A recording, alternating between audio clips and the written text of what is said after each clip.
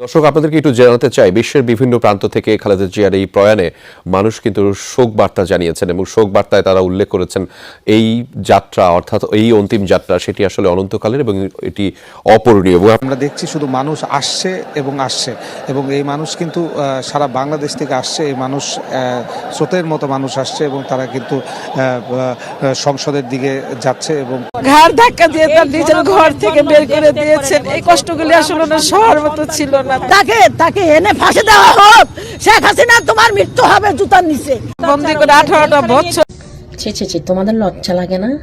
এই খাম্পা তারের হাতে তোমরা দেশ তুলে দিতে চাচ্ছ, যে তার মরা দেহ নিয়ে ব্যবসা শুরু করে দিয়েছে।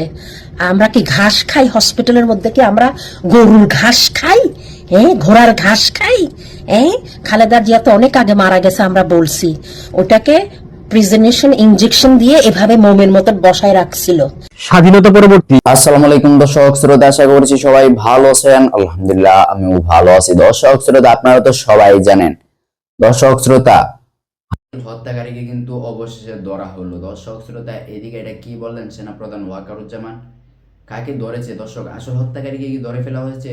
কি হতে যাচ্ছে আজকের ভিডিও অত্যন্ত গুরুত্বপূর্ণ, তাই এই ভিডিওটি কোনো আটেনে শেষ পর্যন্ত ধৈর্য সহকারে দেখে যাবেন, তাহলে মূলত ভিডিওর আসল রহস্যগুলো বুঝতে পারবেন এবং জানতে পারবেন। তো চলেন আপনাদেরকে এক এক করে সবগুলো ভিডিও বিস্তারিত। খালেদা জিয়ার এই প্রয়াণে মানুষ কিন্তু শোক বার্তা জানিয়েছেন এবং শোক বার্তায় তারা উল্লেখ করেছেন এই যাত্রা অর্থাৎ এই অন্তিম যাত্রা সেটি আসলে অনন্তকালের এবং এটি অপূরণীয়। এবং আপনাদেরকে জানাতে চাই, ইতিমধ্যে বাংলাদেশে এসে পৌঁছেছে ভারতের পররাষ্ট্রমন্ত্রী এস জয়শঙ্কর, বাংলাদেশে এসে পৌঁছেছে পাকিস্তানের স্পিকার আয়াজ সাদিক এবং নেপালের পররাষ্ট্রমন্ত্রী। এছাড়া বাংলাদেশে নিযুক্ত যে সমস্ত দূতাবাসের প্রতিনিধি রয়েছেন তারাও কিন্তু ইতিমধ্যে এসে উপস্থিত হয়েছেন। বিশেষ করে নেদারল্যান্ডসের রাষ্ট্রদূত, লিবিয়ার রাষ্ট্রদূত, অস্ট্রেলিয়ার হাইকমিশনার, রাশিয়ার ভারপ্রাপ্ত রাষ্ট্রদূত, ফিলিপাইনের রাষ্ট্রদূত, সিঙ্গাপুরের হাইকমিশনার, প্যালেস্টাইনের ভারপ্রাপ্ত রাষ্ট্রদূত, ইউরোপীয় ইউনিয়নের রাষ্ট্রদূত, একই সাথে দক্ষিণ কোরিয়ার ভারপ্রাপ্ত রাষ্ট্রদূত, ব্রিটিশ হাইকমিশনার বাংলাদেশে নিযুক্ত।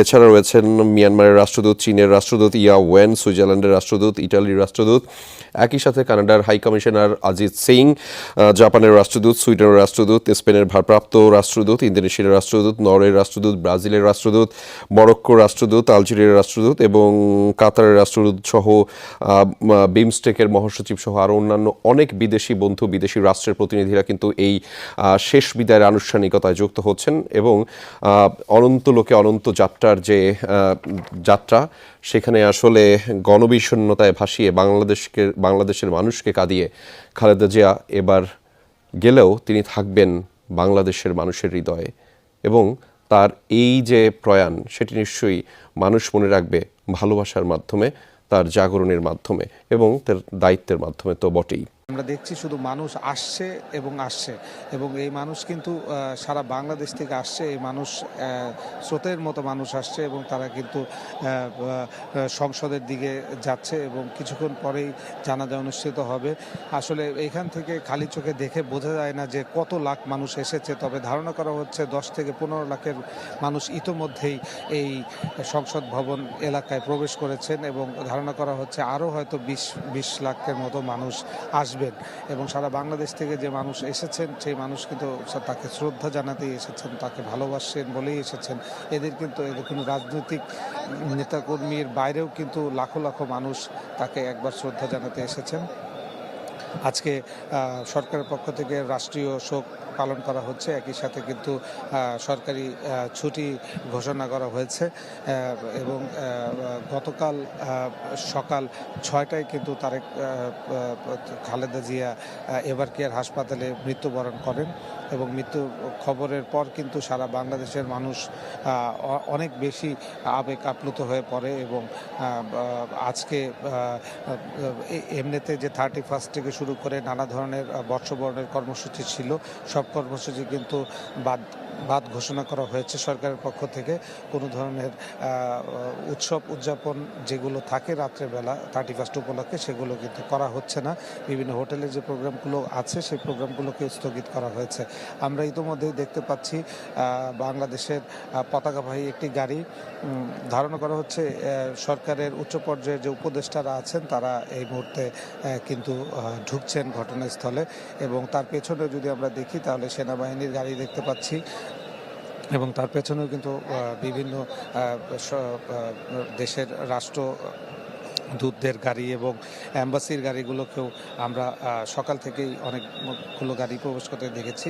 এখানে পাকিস্তান, ভারত, অস্ট্রেলিয়া, শ্রীলঙ্কা, আমেরিকা সহ প্রায় 10 থেকে 15টি দেশের রাষ্ট্রদূতদের গাড়ি আমরা প্রবেশ করতে দেখেছি। কিন্তু যেটা বলছিলাম তখন, যে মানুষের এই ঢল ভেদ করে গাড়িগুলো ভিআইপি প্রোটোকলে ভিতরে ঢোকানো কিন্তু একটা অসাধ্য ব্যাপার হয়ে দাঁড়িয়েছে। আপনি দেখতে পাচ্ছেন যে সেনাবাহিনীর সদস্যরা এখন সাধারণ মানুষকে একটি লাইনে দাঁড়া করিয়ে গাড়িগুলো ঢোকানোর চেষ্টা করছেন।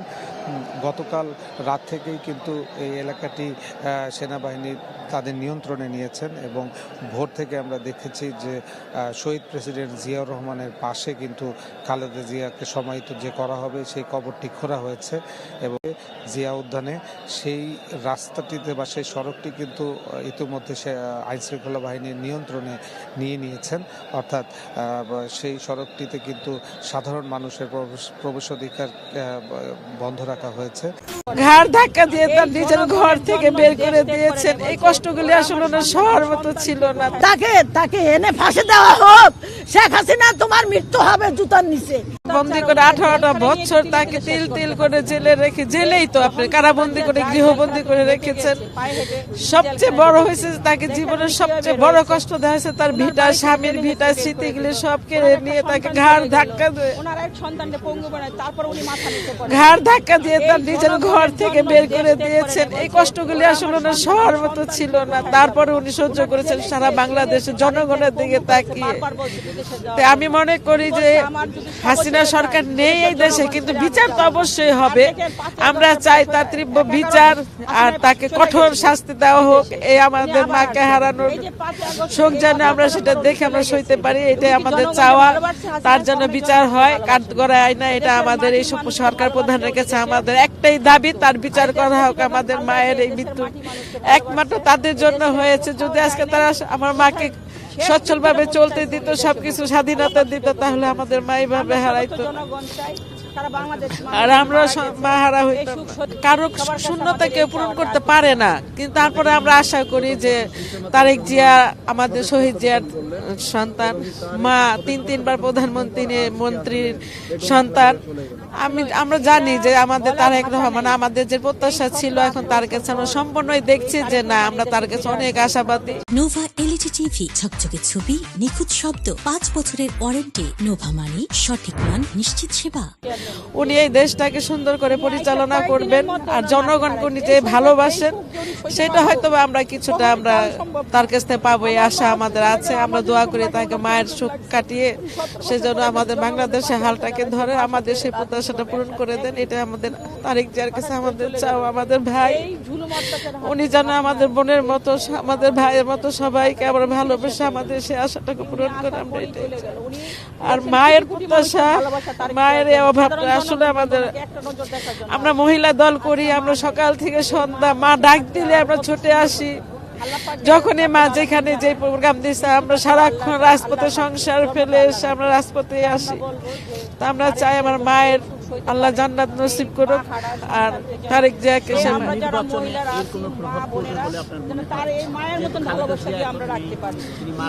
না শুনেন, কারোর ভালোবাসে কাউকে ভাগ করে দেওয়া যায় না।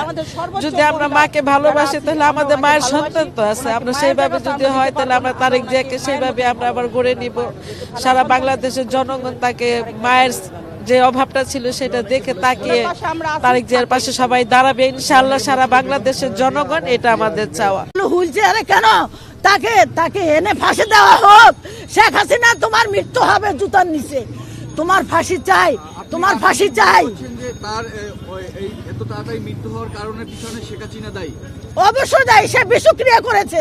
আমার মা ভালো ছিল, সুস্থ ছিল, হেঁটে জেলে গেছে, তাকে জেলে নেওয়া হয়েছে, সে হেঁটে গেছে। তাহলে হুইলচেয়ারে কেন আসলো? আপনারা মিডিয়ারা কি জানেন না? আপনারা মিডিয়ারা কেন তাহলে জিজ্ঞাসা করছেন? আপনারা মিডিয়ারা তো জানেন। উনি তাহলে হুইলচেয়ারে কেন আসছেন? উনি কেন হুইলচেয়ারে আসছেন বলেন? আমরা শেখ হাসিনা এবং পুরো আওয়ামী লীগের মৃত্যু দাবি চাচ্ছি। যেন আওয়ামী লীগের কোনো অস্তিত্ব যেন বাংলাদেশে না থাকে। ছি ছি ছি, তোমাদের লজ্জা লাগে না? এই খামপাতারের হাতে তোমরা দেশ তুলে দিতে চাচ্ছ, যে তার মার মরা দেহ নিয়ে ব্যবসা শুরু করে দিয়েছে। আমরা কি ঘাস খাই হসপিটালের মধ্যে? কি আমরা গরুর ঘাস খাই? হ্যাঁ, ঘোড়ার ঘাস খাই?